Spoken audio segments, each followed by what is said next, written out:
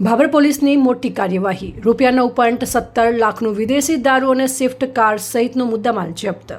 Police મહાનિરીક્ષક Parikshita Rathod, range Banaskantha, Palanpur તથા વાવથરા જિલ્લાના police અધિક્ષક ચિંતન તરૈયાના માર્ગદર્શન હેઠળ જિલ્લામાં પ્રોહિબિશન અને જુગાર જેવી ગેરકાયદેસર પ્રવૃત્તિઓને નાબૂદ કરવા માટે કડક અમલવારી કરવામાં આવી રહી છે।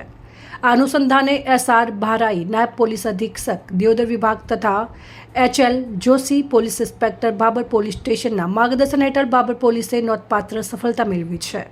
ભાભર પોલીસ સ્ટાફ પેટ્રોલિંગમાં હતો ત્યારે પોલીસ ઇન્સ્પેક્ટર HL જોશીને બાતમી મળી હતી કે ભાભર ટાઉન વિસ્તારની ભાગવત શેરીમાં રહેતા યુવરાજસિંહ જીતુભા રાઠોડ અને તેમના ભાઈ જયપાલસિંહ જીતુભા રાઠોડે પોતાની સફેદ રંગની સ્વિફ્ટ કારમાં ભારતીય બનાવટનો વિદેશી દારૂનો જથ્થો ભરી લાવી પોતાના ઘર નજીક રાખ્યો છે અને તેને સગેવગે કરવાની તૈયારીમાં છે।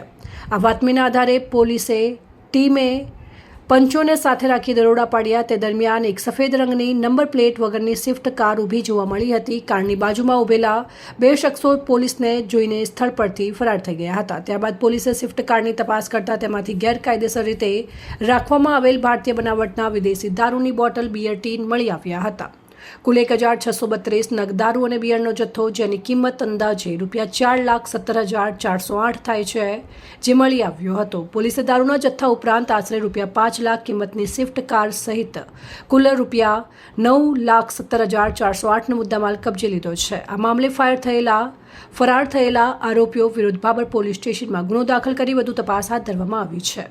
ભાભર પોલીસની આ કામગીરીને કારણે ગેરકાયદેસર દારૂના વેપારમાં સંકળાયેલા તત્વોમાં ફફડાટ ફેલાયો છે। અહેવાલ ગોપાલ પૂજારા, પ્રદીપ તંત્રાલ, ન્યૂઝ ભાભર, વાવથરા।